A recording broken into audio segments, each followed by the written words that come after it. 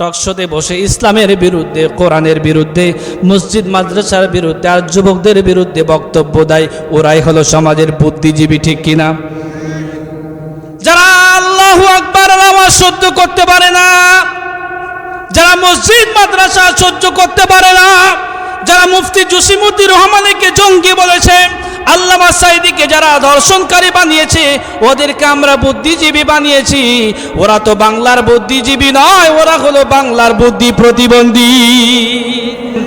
ইন্নাল্লাযীনা ক্বালু রাব্বুনাল্লাহু সুম্মা ইসতাকামু تتنزل عليهم الملائكة ألا تخافوا ولا تحزنوا وأبشروا بالجنة التي كنتم توعدون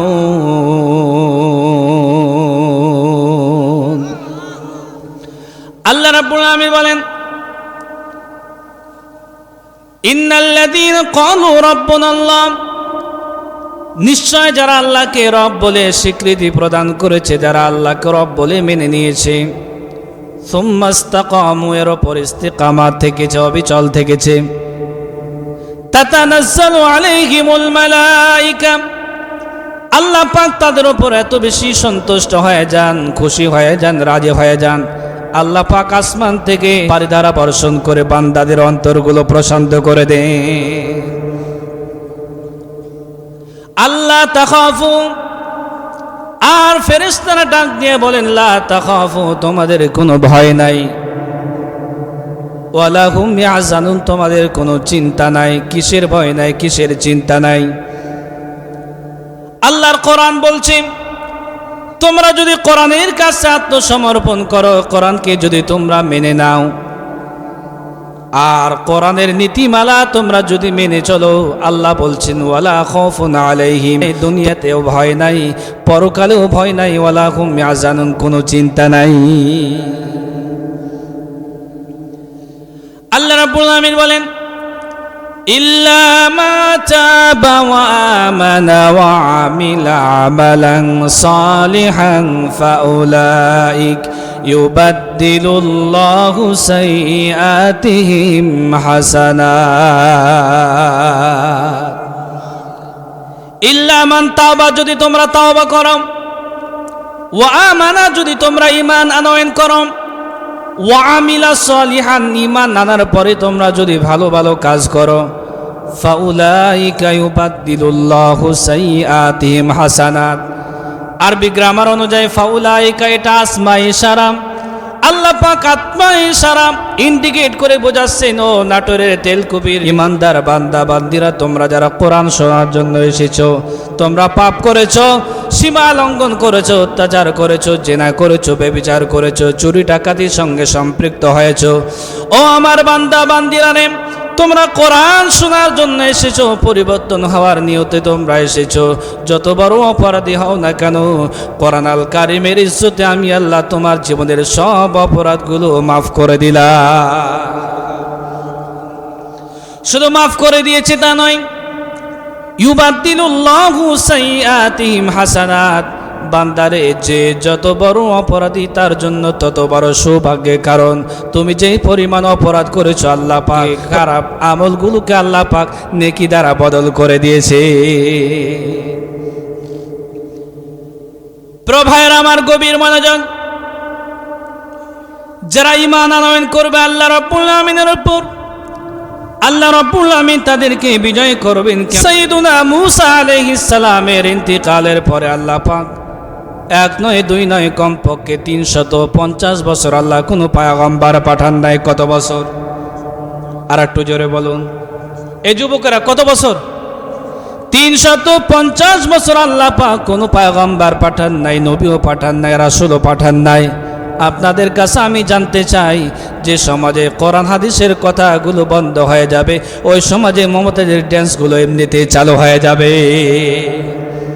তসলিমা নাসরিন তথাকথিত একজন বেশ্যা পতিতা মহিলা বোরকার বিরুদ্ধে কথা বলেছেন, ইসলামী আন্দোলনের বিরুদ্ধে কথা বলেছেন, আল্লামা সাঈদীর বিরুদ্ধে কথা বলেছেন, জুলাই আগস্টের বিপ্লবী শহীদদের বিরুদ্ধে কথা বলেছে, কথা বলেন ঠিক কিনা যুবক ভাইরা? ওই তসলিমা নাসরিন বোরকার বিরুদ্ধে কথা বলেছেন। বাংলার জমিন থেকে পালাবার সময় ওই বেশ্যা তসলিমা নাসরিনকে বোরকা পরে পালাতে হয়েছে, কথা বলেন ঠিক কিনা মুসলমান? আমি বলতে চাই, যারা তসলিমা নাসরিনের পথ ধরে যারা হাঁটবে, হাঁটার চেষ্টা করবে, অদূর ভবিষ্যতে তসলিমা নাসরিনের মতো বোরকা পরে বাংলার জমিন থেকে পালাতে হবে, পালাতে হবে, পালাতে হবে, কথা বলেন ঠিক কিনা মুসলমান? যে সমাজে কোরআন নেই, যে সমাজে কোরআনের আলোচনা নেই, যে সমাজে ইসলাম নেই, যে সমাজে নবী রাসূলদের আলোচনা নেই, ওই সমাজের মানুষগুলো এমনিতেই শিরকের সঙ্গে যুক্ত হয়ে যায়, কথা বলেন ঠিক কিনা? যেমনটি হযরত নূহ আলাইহিস সালামের ইন্তিকালের পরে শয়তান কিন্তু বলে নাই মূর্তির পুজো করো। শয়তান শুধু তাদের মাথার ভিতরে ব্রেনটা ওয়াশ করে দিয়েছে। 5 জন মানুষ, ওয়াদ, শুআ, ইয়াগুস, ইয়াউক এবং নাসর, ওরা তো পৃথিবীতে ভালো ভালো মানুষ ছিলেন, তারা মৃত্যুবরণ করেছেন। তারা যেন পৃথিবীর মানচিত্র থেকে, ইতিহাস থেকে যেন অতীত হয়ে না যায়, তাদের নাম নিয়ে তোমরা ইবাদত করো। আস্তে আস্তে প্রজন্ম পার হয়ে গেল, মূর্তি পুজো চালু হয়ে গেল।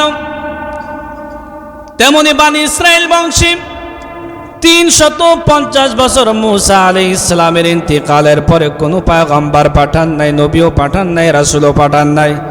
সমাজের মানুষগুলো এমনি শিরকের ভিতরে লিপ্ত হয়ে গেল, মুবতালা হয়ে গেল। 350 বছর পরে আল্লাহ রাব্বুল আলামিন বানি ইসরাইল বংশে একজন পয়গম্বর প্রেরণ করেছেন। আল্লাহ রাব্বুল ইজ্জাত ওয়াল জালাল পয়গম্বরের নাম নিজে রেখেছেন শামুইল। কি নাম? শামুইল। এবার বানি ইসরাইল কত বড় ঘাটতারা জাতি! এই পৃথিবীতে আল্লাহ রাব্বুল আলামিন যত জাতি দুনিয়াতে প্রেরণ করেছেন, পাঠিয়েছেন, সবচাইতে সমৃদ্ধ এবং প্রভাবশালী, সবচাইতে নিয়ামতপূর্ণ জাতি আল্লাহ পাক বানি ইসরায়েলকে বানিয়েছেন। এমন কোনো নিয়ামত নাই যে নিয়ামত দিয়ে আল্লাহ পাক বানি ইসরায়েল সম্প্রদায়কে সমৃদ্ধ করে নাই। মান্না ওয়া সালওয়া জান্নাতি খাবার পরিবেশন করলেন। ওই ঘাট তারা জাতি ডাক দিয়ে বলেন, এই মান্না ওয়া সালওয়া জান্নাতি একই খাবার প্রতিদিন ভালো লাগে না, আল্লাহ তুমি আমাদের কাছে চাষাবাদের ব্যবস্থা করে দাও। আল্লাহ রাব্বুল আমিন কুরআন আল কারীমের ভিতরে কি চমৎকার ভাবে বর্ণনা করেছেন। আল্লাহ পাক বলেন, আলাম তারা ইলাল মালাই মিন বানি إسرائيل من بعد موسى إذ قالوا لنبي له مبعث لنا ملكا نقاتل في سبيل الله। 350 বছর আল্লাহ কোনো পয়গম্বর পাঠান নাই, পয়গম্বর শূন্য হয়ে গেল। সমাজের মানুষগুলো শিরকের ভিতরে লিপ্ত হয়ে গেল। কেউ বা মানুষের পূজা, কেউ বা সাপের পূজা, কেউ বা মাছের পূজা, কেউ বা চাঁদের পূজা, কেউ বা সূর্যের পূজা, কেউ বা নক্ষত্রের পূজা, কেউ বা আসমানের পূজা, কেউ বা জমিনের পূজা, কেউ বা নেতা নেত্রীর পূজা শুরু করে দিল। আজও বাংলার জমিনে নেতা নেত্রীর পূজা আছে না? নাই। 350 বছর পরে আল্লাহ রাব্বুল আমিন হযরতে শামুইল আলাইহিস সালামকে প্রেরণ করলেন। তিনি ঘুণে ধরা সমাজকে পরিচ্ছন্ন করবেন, সংস্কার করবেন। কেমনে সংস্কার করবেন? আল্লাহর কোরআন কি চমৎকার ভাবে বর্ণনা করেছেন। ওই বানি ইসরাইল জাতি এবার আল্লাহর পয়গম্বর হযরতে শামুইল আলাইহিস সালামের কাছে চলে গেলেন। ডাক দিয়ে বলেন, ইদ ক্বালু লিনাবিয়্লাহু মুবআথ লানা ফি সাবিলিল্লাহ।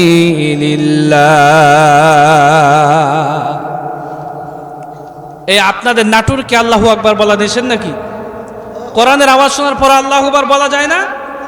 না এলাকায় নিষিদ্ধ নাকি? জোরে বলি আল্লাহু আকবার, আরো জোরে বলি আল্লাহু আকবার। এই যুবকেরা বুক মুখ মন প্রাণ উজাড় করে বলে আল্লাহু আকবার। এই জুলাই আগস্টের বিপ্লবে আমাদের শহীদরা কি জীবন দেয় নাই? আবু সাইদ মুগ্ধ কি জীবন দেয় নাই? আর একটু জোরে বলেন, দিয়েছে কিনা? আল্লামা সাঈদী কি বলেছিলেন জানেন? আল্লামা সাঈদী বলেছেন, বেঁচে থাকলে ঘন্টা বাঁচতে চাই, 500 বছর বেঁচে থাকার কোনো দাম নাই। কথা বলেন ঠিক কিনা? আবু সাঈদ মুগ্ধের মতো অসংখ্য মুগ্ধ জীবন দিয়েছে, প্রয়োজনে দ্বিতীয়বার দেশ স্বাধীনের জন্য আবু সাঈদ মুগ্ধের মতো দুহাত টান টান করে যদি ধরতে হয়, কারা কারা পারবেন দুহাত তুলে আল্লাহকে দেখায় দেন। এবার বনি ইসরাইল জাতি হযরত শামুয়েল আলাইহিস সালামের কাছে চলে গেলেন, ডাক দিয়ে বলেন, ইদ ক্বালু লিনাবিয়্যিল্লাহু মুবআস লানা মালিকান নুকাতিল ফি সাবিলিল্লাহ।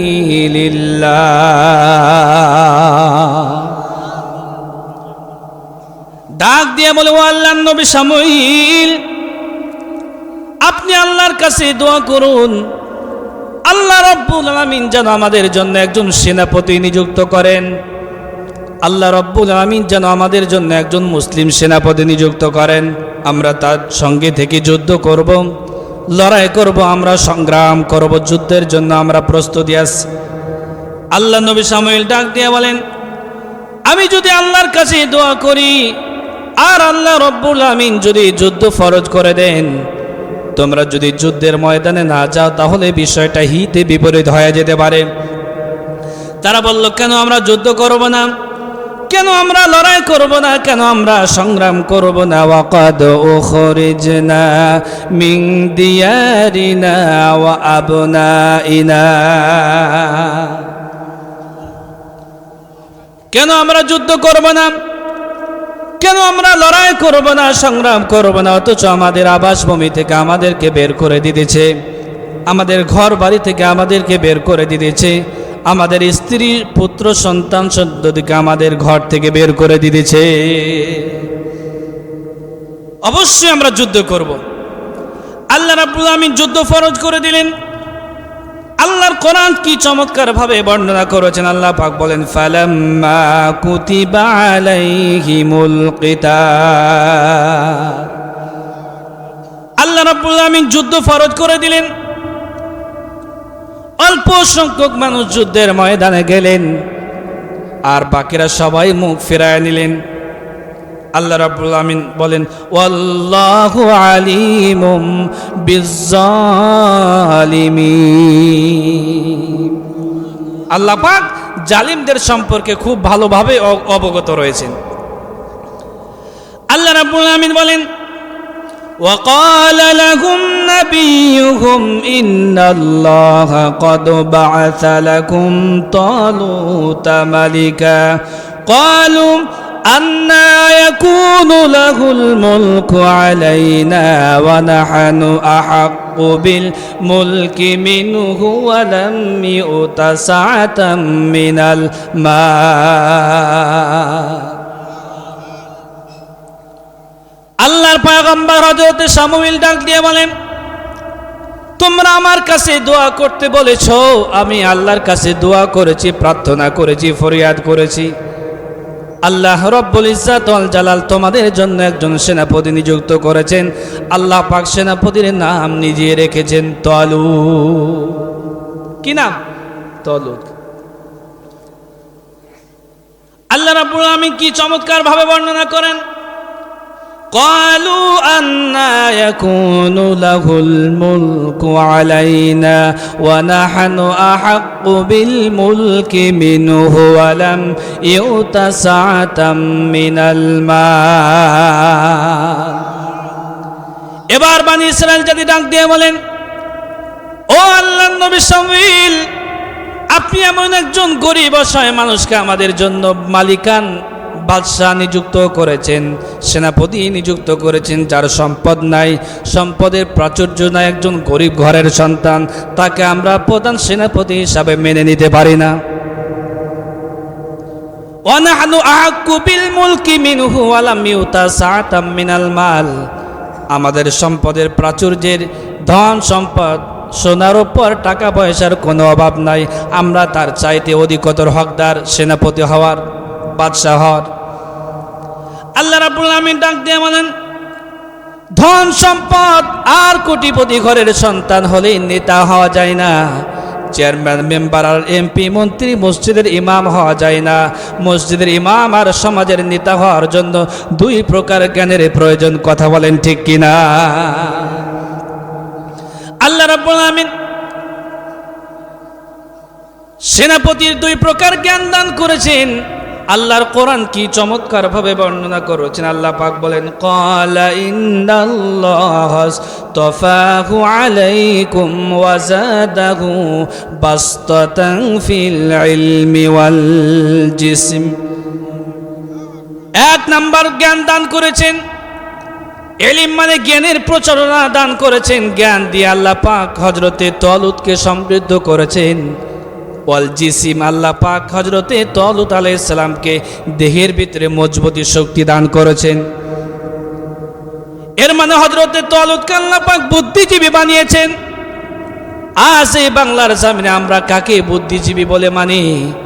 যার মাথায় চুল নাই, টকশোতে বসে ইসলামের বিরুদ্ধে, কোরআনের বিরুদ্ধে, মসজিদ মাদ্রাসার বিরুদ্ধে আর যুবকদের বিরুদ্ধে বক্তব্য দেয়, ওরাই হলো সমাজের বুদ্ধিজীবী। ঠিক কিনা? যারা আল্লাহু আকবার আওয়াজ সহ্য করতে পারে না, যারা মসজিদ মাদ্রাসা সহ্য করতে পারে না, যারা মুফতি জসিমউদ্দিন রহমানকে জঙ্গি বলেছে, আল্লামা সাঈদীকে যারা ধর্ষণকারী বানিয়েছে, ওদেরকে আমরা বুদ্ধিজীবী বানিয়েছি। ওরা তো বাংলার বুদ্ধিজীবী নয়, ওরা হলো বাংলার বুদ্ধি প্রতিবন্ধী।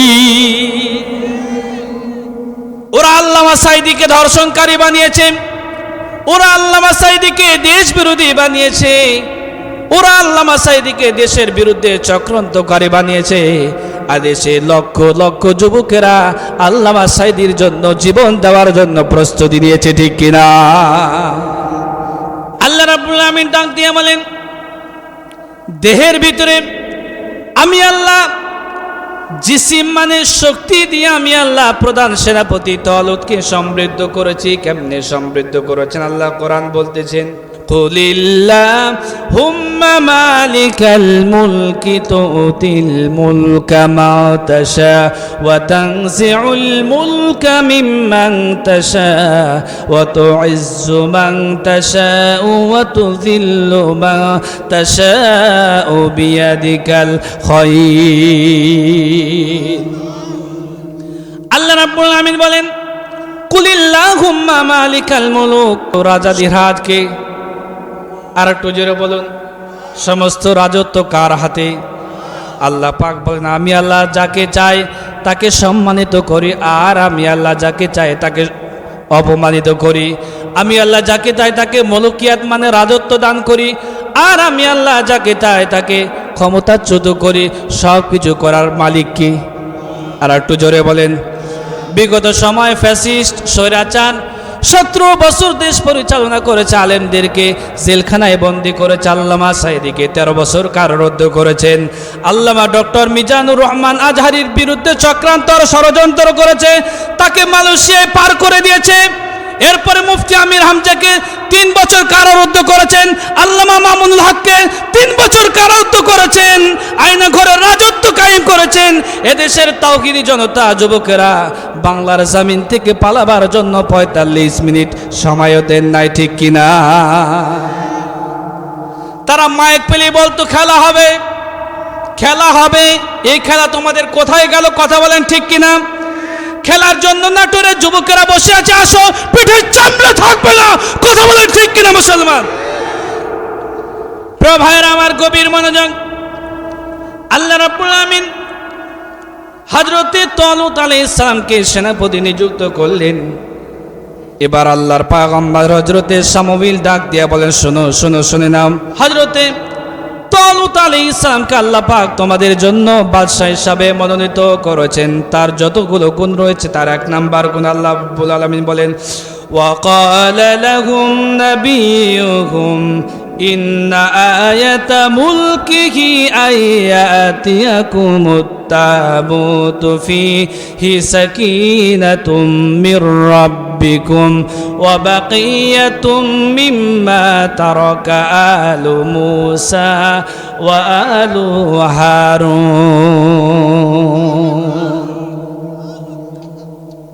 তিনি যে বাদশাহ, তিনি যে প্রধান সেনাপতি, তার সেনাপতির নিদর্শন হলো এই, দীর্ঘদিন পূর্বে জালিম বাদশাহ জালুত তাদের সঙ্গে মুসলমানের যুদ্ধ হয়েছে। বনী ইসরায়েলের পবিত্র সিন্দুক, এটাকে বলা হয় তাবুতে সাকিনা।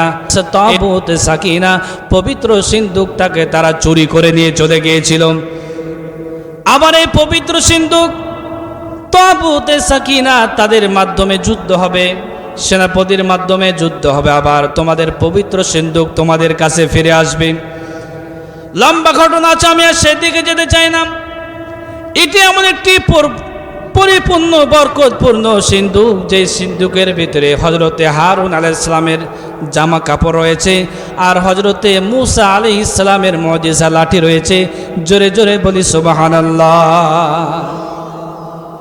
যে সিন্দুক তোমরা হারিয়েছো, ওই তাবুতে সাকিনা পবিত্র সিন্দুক আবার তোমরা ফেরত পাবে। প্রিয় ভাইয়েরা আমার, আল্লাহর কোরআন কি চমৎকার ভাবে বর্ণনা করেছে। আল্লাহ পাক বলেন, ফালাম্মা ফাসালা তালুত বিল জুনুদি ক্বালা ইন্নাল্লাহা মুবতালিকুম বিনাহার। আল্লাহ রাব্বুল আলামিন ডাক দিয়ে বলেন, মুসলমানদের সেনাপতি তালুত আর কাফেরদের সেনাপতি জালুত, কাফেরদের সংখ্যা 3 লক্ষ। কত লক্ষ? আর একটু জোরে বলুন। কাফেরদের সংখ্যা 3 লক্ষ, পক্ষান্তরে মুসলমানদের সংখ্যা মাত্র 80,000। কয় হাজার? বিজয় দিয়েছে কে? এ ভাই, যুদ্ধের ময়দানে আল্লাহ রাব্বুল আমিন বলেন, ওয়া কানা হাক্কান আলাইনা নাসরুল মুমিনিন। মুমিন যদি হতে পারো, আমি আল্লাহ অবশ্যই তোমাদেরকে বিজয় করব, এতে কোনো সন্দেহ নাই। হযরতে তালুত ডাক দিয়ে বলে, শোনো শোনো, শুনে নাও, যুদ্ধের ময়দানে তোমরা যাবে, বের হয়েছ, রণাঙ্গনে যুদ্ধ হবে। আল্লাহ অবশ্যই তোমাদেরকে একটা ছোট্ট নদী দ্বারা পরীক্ষা করবেন। আল্লাহর কোরআন কি চমৎকার ভাবে বর্ণনা করেছেন। আল্লাহ পাক বলেন, ফামান শারিবা মিনহু ফালাইসা মিন্নি।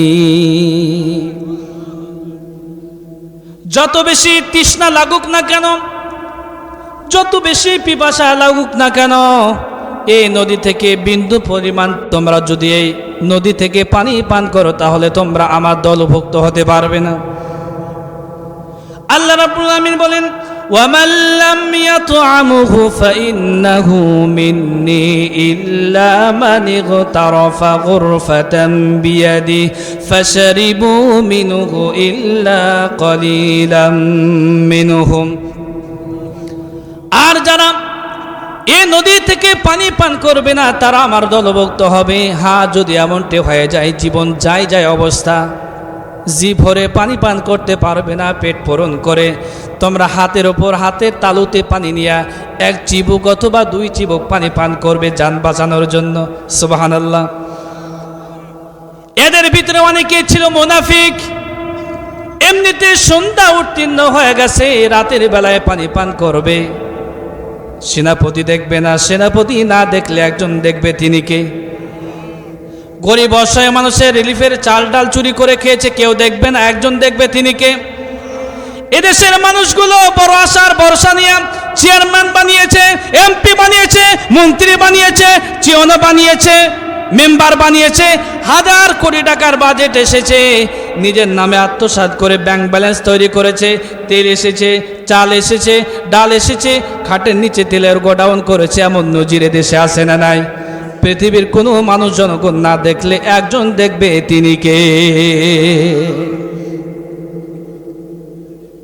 মুনাফিক যারা, তারা চিন্তা করল, এমনিতেই সন্ধ্যা উত্তীর্ণ হয়ে গেছে, রাতের বেলায় আমরা এই নদী থেকে পানি পান করব, কেউ দেখবে না। আল্লাহ ডাক দিয়ে বলেন, তোমরা পানি খাবে, আমার সেনাপতি, এর মানে আমার সৈনিক, তাকে তোমরা অমান্য করবে। আল্লাহ পাক পানি খাওয়ার প্রবণতা বাড়ায় দিলেন।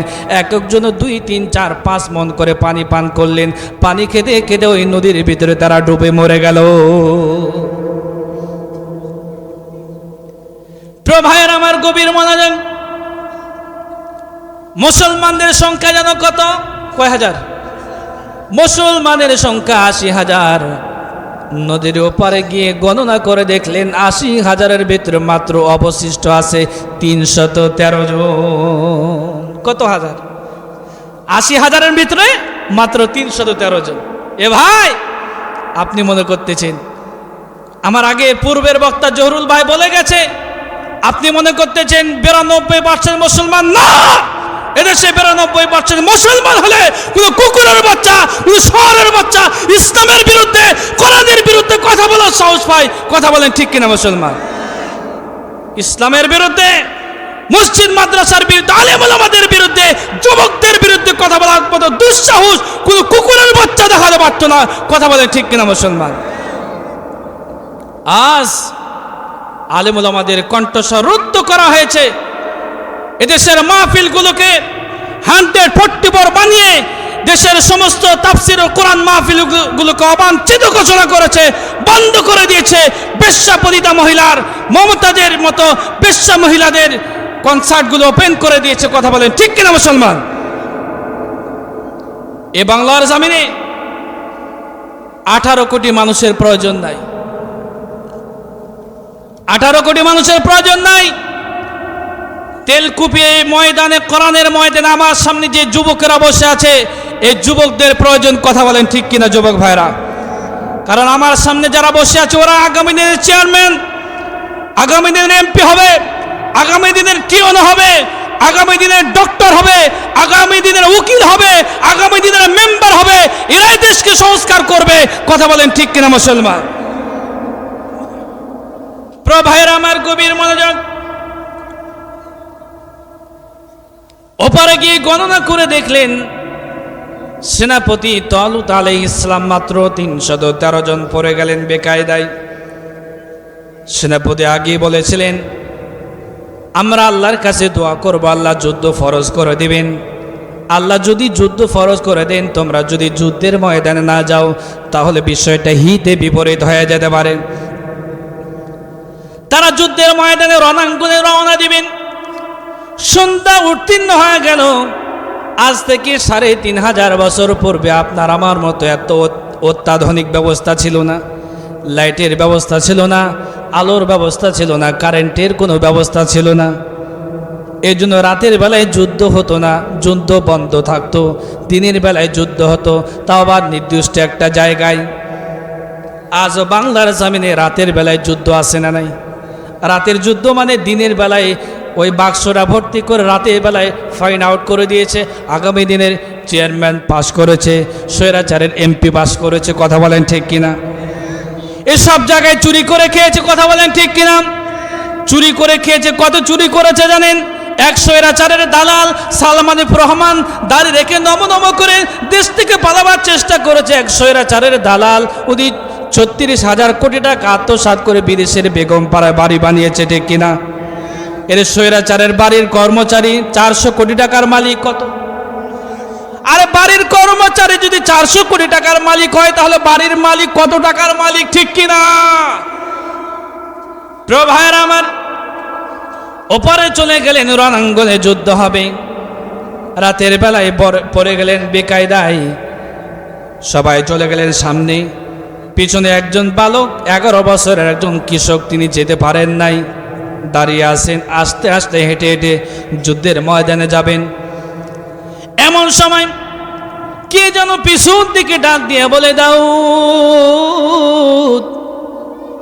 দাউদ তো স্তম্ভিত হয়ে গেল। 11 বছরের কৃষক, সামনে তাকায়, পিছনে তাকায়, ডানে তাকায়, বামে তাকায়, কেউ তো তারে দেখতে পায় না, উনিও কাউরে দেখতে পান না। আবারও একজন অদৃশ্যের একটা ডাক দিলেন, দাউদ। দাউদ পড়ে গেলেন বেকায়দায়। আবারও পিছন থেকে ডাক দিলেন, দাউদ তুমি কোথায় যাও? আল্লাহর পয়গম্বর হযরতে দাউদ কাউকে দেখতে পান না। এমন সময় দেখলেন 3টা পাথর শুধু লাফালাফি করে। পাথর কি করে? পাথর শুধু লাফালাফি করে। পাথরের ভিতর থেকে মানুষের মতো কথা বেরিয়ে আসলো। কথা বলার শক্তি দিয়েছে কে? আবার কথা বলার শক্তি কেড়ে নিতে পারেন কে? আর একটু জোরে বলুন। পাথর মানুষের বেশি কথা বলতেছে, ডাক দিয়ে বলতেছে, দাউদ রে তুমি যুদ্ধের ময়দানে যাও, তোমার হাতে তরবারি নাই, ঢাল নাই, তরবারি নাই, AK-47 নাই, বোমা নাই, অ্যাটম বোমা নাই। কারণ যুদ্ধ করার জন্য অন্তত একটা তরবারি দরকার, অন্তত একটা ঢাল দরকার, অন্তত একটা পাথর দরকার, ঠিক কিনা? তোমার হাতে তো কিছুই নাই, তুমি কেমনে যুদ্ধ করবে? আর তুমি কি সেনাপতি জালুতের কথা শোনো নাই? আল্লাহ পাক জালুতকে এত বেশি শক্তি দান করেছিলেন, তিনি একাই 1000 মানুষের সঙ্গে লড়াই করে পারতেন। 3টা পাথর ডাক দিয়ে বলেন, কিশোর দাউদ রে, তুমি আমাকে তোমার সঙ্গে ব্যাগের ভিতরে তুলে নাও, অবশ্যই তোমাকে আমি সহযোগিতা করব। 3টা পাথর তুলে নিলেন, চলে গেলেন তাঁবুর ভিতরে। ওইদিকে কাফেরদের সেনাপতি জালুত মুসলমানদের সমস্ত ঘটনা অবলোকন করেছেন, কারণ 80,000 সৈন্যের ভিতরে মাত্র অবশিষ্ট আছে 313 জন। আর জালুতকে আল্লাহ এত বেশি শক্তি দিয়া সমৃদ্ধ করেছিলেন, জালুত একাই 1000 মানুষের সঙ্গে লড়াই করে পারতেন। জালুত ডাক দিয়ে বলে, শুনে নাও, শুনে নাও, তোমরা তাঁবুর ভিতরে থাকবে, মুসলমানদের সংখ্যা মাত্র 313 জন। আল্লাহ পাক জালুতকে এত বেশি শক্তি দিয়েছেন, সামর্থ্য দিয়েছিলেন। জালুত প্রতিদিন সকালবেলায় নাস্তা করতে একটা পুরো উটের গোস্ত দিয়া, সুবহানাল্লাহ। জালুত প্রতিদিন সকালে তার নাস্তার ভিতরে একটা পুরো উটের গোস্ত লাগতো। আল্লাহ তাকে এত বেশি শক্তি দিয়ে সমৃদ্ধ করেছেন। ডাক দিয়ে বলেন, তোমরা সবাই তাঁবুর ভিতরে ঘুমাবে, আমি একাই 313 জনকে দুনিয়া থেকে শেষ করে তোমাদের সঙ্গে এসে নাস্তা করব। এমন সময় মুসলমানদের সেনাপতি তলুট একটা জনসভার ব্যবস্থা করলেন। আগামীকাল জালুতের বিরুদ্ধে যুদ্ধ হবেন, কে পারবে যুদ্ধের ময়দানে সবার প্রথমে যাবে? 11 বছরের একজন কিশোর নাম তার দাউদ, ডাক দিয়া বলেন, সেনাপতি আপনি আমারে পাঠান, অবশ্যই আমি জালুতের বিরুদ্ধে যুদ্ধ করব। যুদ্ধের ময়দানে চলে গেলেন। এদিকে দাউদ একাই, ওই দাউদ তো সাধারণ কোনো দাউদ না, এ দাউদ হলো আল্লাহর পয়গম্বর হযরতে দাউদ। তিনি এখন 11 বছরের কিশোর। যুদ্ধের ময়দানে চলে গেলেন। জালুত ডাক দিয়ে বলে, কিরে, তোর মতো পিচ্ছে একটা বালক আমার সঙ্গে যুদ্ধ করবে, তুই কি আমাকে চিনিস না? আমার সামনে থেকে কেউ কোনোদিন কল্যাণ নিয়ে ফেরত যেতে পারে নাই, আর তোর মতো একটা পিচ্ছি বালক তোরে আমি মেরে আমার নাম বদনাম এদেশের মানুষের কাছে আমার দুর্নাম ছড়াতে চাই না, তুই আমার সামনে থেকে সরে যাও।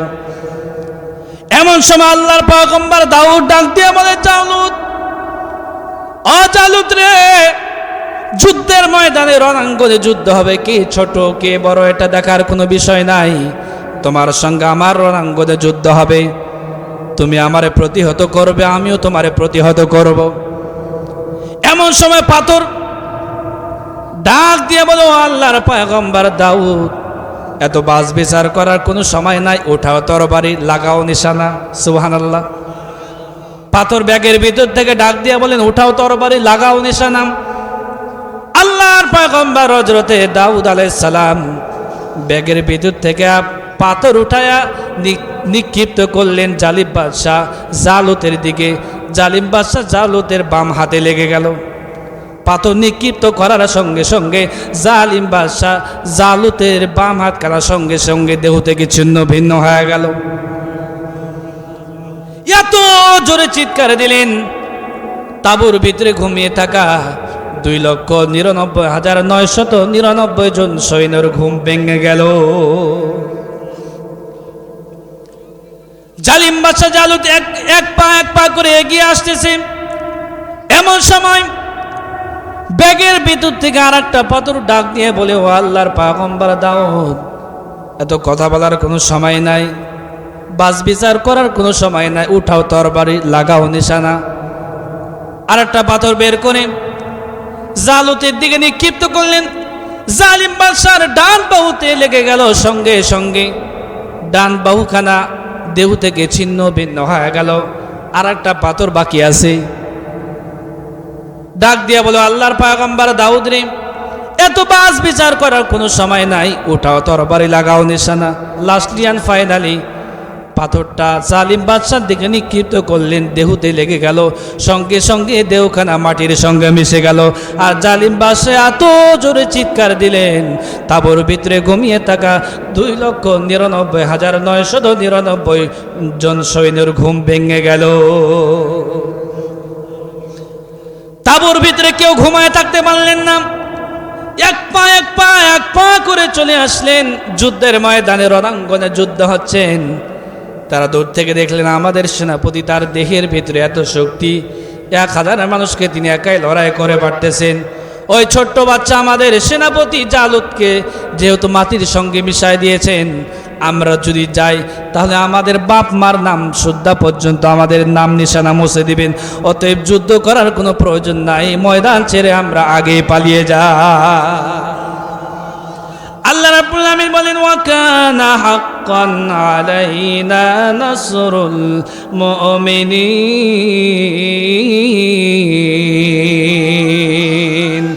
আল্লাহ রাব্বুল আমিন ডাক দিয়ে বলেন, বান্দারে, বান্দি যদি মুমিন হতে পারো অবশ্যই তোমাকে আমি আল্লাহ বিজয় করব, এতে কোনো সন্দেহ নাই।